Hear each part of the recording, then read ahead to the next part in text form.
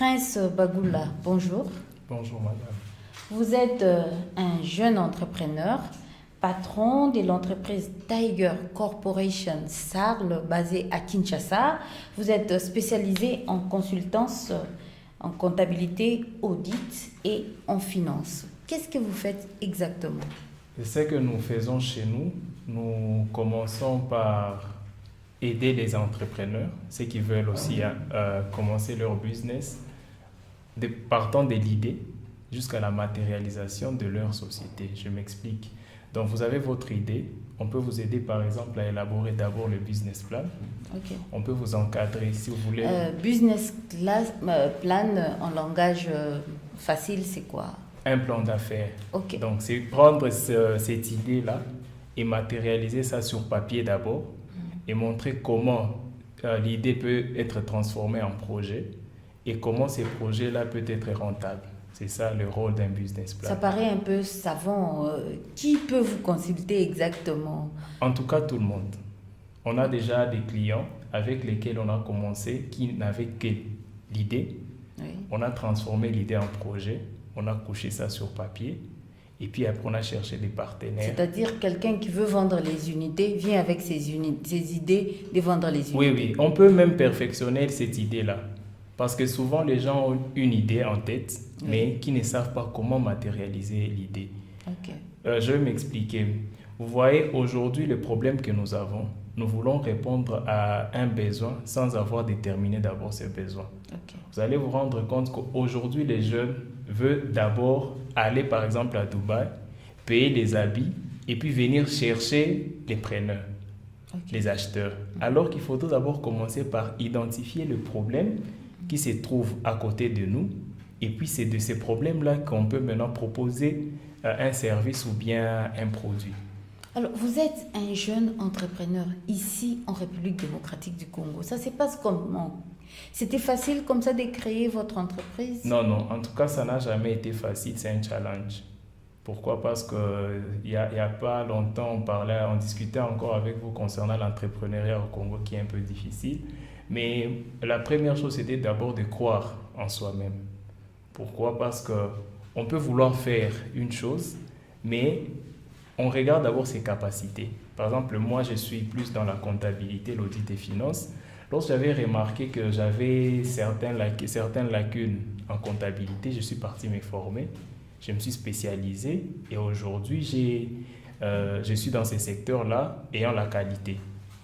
Alors, c'est lorsque j'ai compris ça que j'ai commencé mon business. Alors, les jeunes, un jeune comme vous, vous entreprenez en République démocratique du Congo. Dites-nous, comment vous vous êtes donné et est-ce que la jeunesse a la facilité d'entreprendre? Que dit la loi? Aujourd'hui, il y a cette liberté-là, déjà avec ce que fait les guichets uniques. Donc aujourd'hui, créer une société devient facile.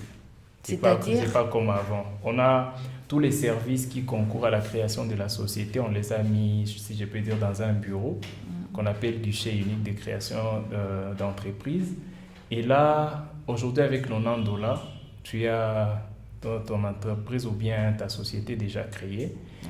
Et la deuxième chose, c'est la chasse des opportunités. Parce que les opportunités, on ne les trouve pas, on les crée. Ok. C'est ça, parce qu'on ne doit pas rester en train de dire chaque jour, il n'y a pas de travail, non, c'est à nous maintenant de chercher des opportunités. Comme moi, j'étais là, je me suis dit non, je connais beaucoup de personnes qui entreprennent, mais malheureusement, ils n'arrivent pas à bien gérer leur société. C'est comme ça, après avoir identifié ces besoins-là, que je me suis dit non, il faudrait que je puisse accompagner les entrepreneurs à la bonne gestion de leur société et aussi à la matérialisation de leurs rêves. Alors, vous accompagnez les entrepreneurs de quel secteur? En tout cas, tous les secteurs. Même en médecine? Oui. Pourquoi? Parce que gérer même un hôpital, il faut tenir la comptabilité. La comptabilité n'est pas seulement pour un type de société donnée. Non, il y a des états financiers à produire, il y a les rapports d'activité à donner, il y a tout en fait. Donc, partout où il y a la gestion, nous pouvons intervenir. Que dit la loi par rapport à l'entrepreneuriat des jeunes ici en République démocratique du Congo?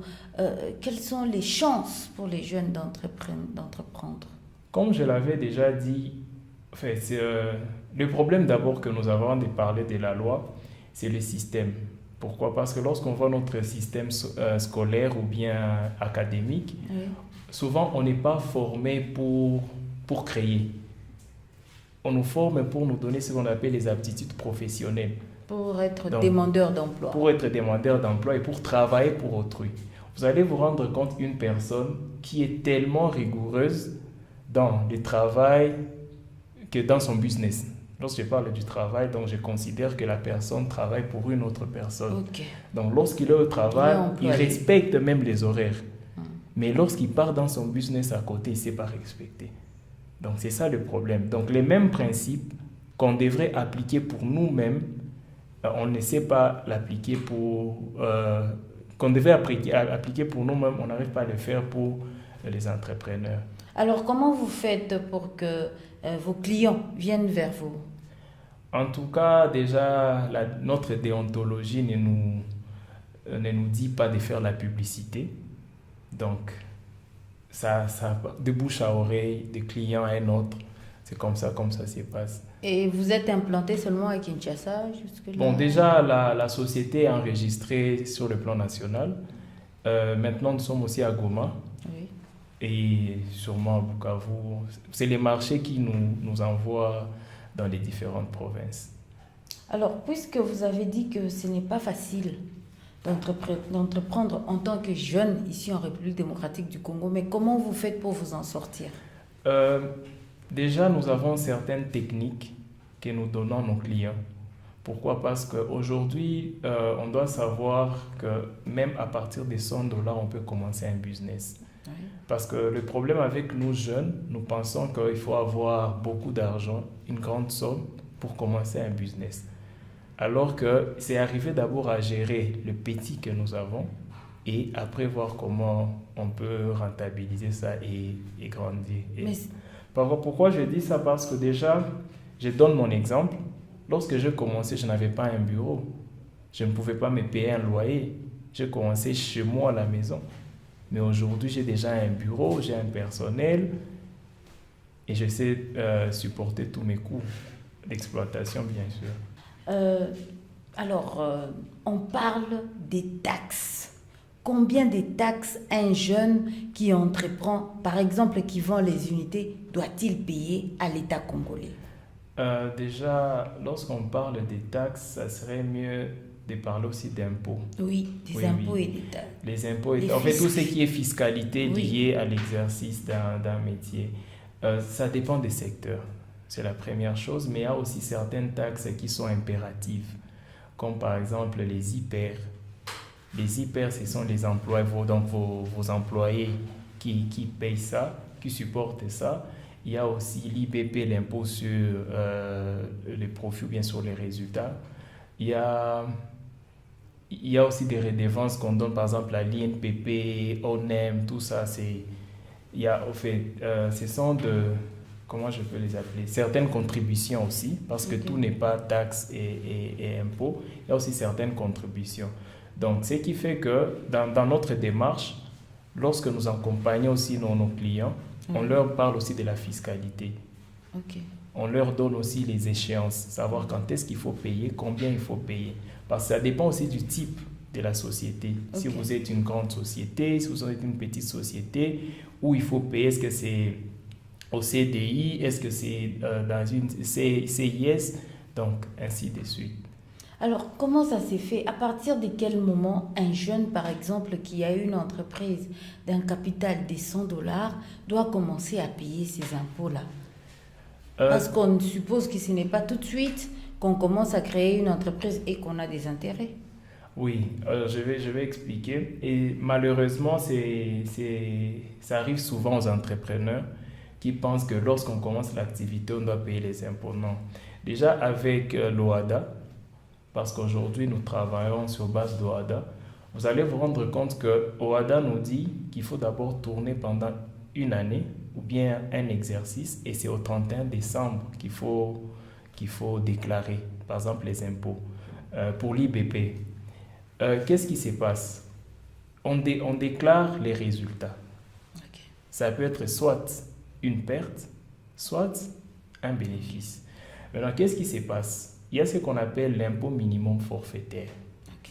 Et cet impôt-là est lié à la taille de la société. Ok. Donc, on doit savoir qu'à un certain moment, qu'on réalise un bénéfice ou pas, il y a un impôt minimum forfaitaire à payer. Alors, ça coûte combien de venir vers vous? Pour un entrepreneur d'une petite entreprise de 100 dollars et il vient vous consulter. En tout cas, il y a souvent au début, on le fait gratuitement. Ok. Au début, parce qu'on considère que nous sommes jeunes.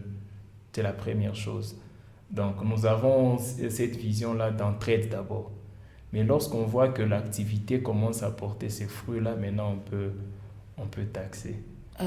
Parce Vous êtes jeune. au début aussi, il n'y a pas assez de travail dans le montage financier, mais avec le temps, c'est le travail qui devient vraiment énorme. Quel est le secteur dans lequel vous pouvez demander aux jeunes d'entreprendre aujourd'hui, par exemple à Bukavu? En tout cas, dans tout secteur. Parce que, au fait, entreprendre aussi, ça part aussi de ce qu'on aime. Je donne l'exemple. On peut être ingénieur de formation et on entreprend dans les secteurs de construction. Parce que les gens pensent aujourd'hui que les personnes qui doivent entreprendre, c'est seulement les personnes qui ont fait l'économie. Non, on peut être actionnaire dans une société sans savoir même la banque c'est quoi. On peut être actionnaire dans une banque alors qu'on est menuisier. Donc tout le monde peut entreprendre et dans n'importe quel secteur. Il suffit par exemple, si vous avez votre argent, une personne par exemple qui amène son business plan, vous pouvez nous consulter, on va analyser ensemble et puis après on peut dire que non, l'activité est rentable ou pas et puis on se lance. Alors, au cas où une activité n'est pas rentable, qu'est-ce que vous conseillez à vos clients? Si ce n'est pas rentable, soit on peut changer de secteur ou bien on regarde comment rendre ça rentable. Pourquoi? Il y a toujours des techniques. On doit chercher d'abord, on fait d'abord les analyses financières pour savoir c'est à quel niveau qu'on n'a pas su maîtriser notre activité. Est-ce que c'est nos clients? Est-ce que c'est la présentation? Est-ce que c'est le produit? Donc il y a beaucoup de choses à analyser pour savoir le pourquoi si la société n'est pas rentable. Jeune entrepreneur, quel est le conseil que vous pouvez prodiguer aux jeunes, particulièrement de Bukavu et du Sud Kivu en général? En tout cas, pour nos amis jeunes, aujourd'hui, j'ai remarqué qu'on a l'habitude de nous unir on se rassemble autour d'un verre souvent pour consommer, non pas pour produire.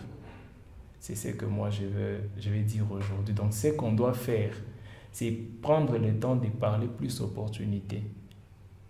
Parce qu'en discutant, je peux détecter une opportunité chez toi que peut-être toi tu ne savais pas. Et je peux même t'encourager. Parce que dans les techniques d'investissement, il y a ce qu'on appelle souvent les questionnements. Donc je peux être là, je dis, madame, vous savez que vous êtes bon dans ça. Vous pouvez faire ça facilement. Vous pouvez faire ça facilement. Et cet échange-là te donne aussi le courage et la confiance de monter par exemple un business. Donc si je donne par exemple un projet de 500 dollars, on peut être à 5, on s'est dit ok, si tu as un projet de 500 dollars, facilement on peut mettre de 100 dollars et tu commences ton business. Mais au lieu de se rencontrer autour d'un verre, bouteille de champagne, une soirée 500 dollars qui part et puis demain encore on va dire non, il n'y a pas de travail. Mais vous ne pensez pas que c'est à ce niveau-là que se trouve le problème? Les Congolais, il semble que les Congolais ont difficile à se mettre ensemble autour d'une question d'intérêt général, d'une entreprise. Oui, raison pour laquelle je crois aujourd'hui on vient d'avoir cette émission avec vous, c'est pour aussi conscientiser les jeunes. Peut-être ne pas faire comme moi, mais faire comme les autres. Savoir s'unir pour un gain commun, c'est très important. Il se pose un problème de confiance. Non. Vous savez pourquoi souvent il y a des problèmes de confiance? C'est parce qu'on ne fait pas des choses dans les normes. Donc, il faudrait qu'on puisse, comment je peux dire, quitter la phase des COP, comme on a l'habitude de dire, on a COP à une société. Je donne l'exemple. On s'est dit, non, on a une idée, on va commencer à vendre 2 bouteilles d'eau. Mais ok, vous avez combien? 50, 50, 50, sans même formaliser. L'argent là que vous avez, vous pouvez mettre ensemble, on constitue un statut qu'on va légaliser. On crée une société. Comme ça, on sait tous qu'on est sécurisé. Et lorsqu'il y a abus de confiance, par exemple, il y a la justice qui va faire son travail. La justice. Oui. Pourquoi je dis ça? C'est parce qu'aujourd'hui, on fait des choses sans se sécuriser. Ce qui fait que, bon, je sais que lui, c'est mon ami. On prend cette relation-là amicale au lieu de prendre une relation purement professionnelle. Et je pense que c'est ça le problème. Si on arrive d'abord à formaliser, faire des choses dans les normes, on peut bien travailler. Ok, apprenons à faire les choses d'une manière formelle. Je rappelle ici que c'était Prince Bagoula qui est chef d'entreprise Tiger Corporation. Ça, c'est en anglais? Oui, oui. Pourquoi en anglais? Bon, c'est la langue qui est aujourd'hui presque internationale. La radio Sven vous remercie. Merci beaucoup.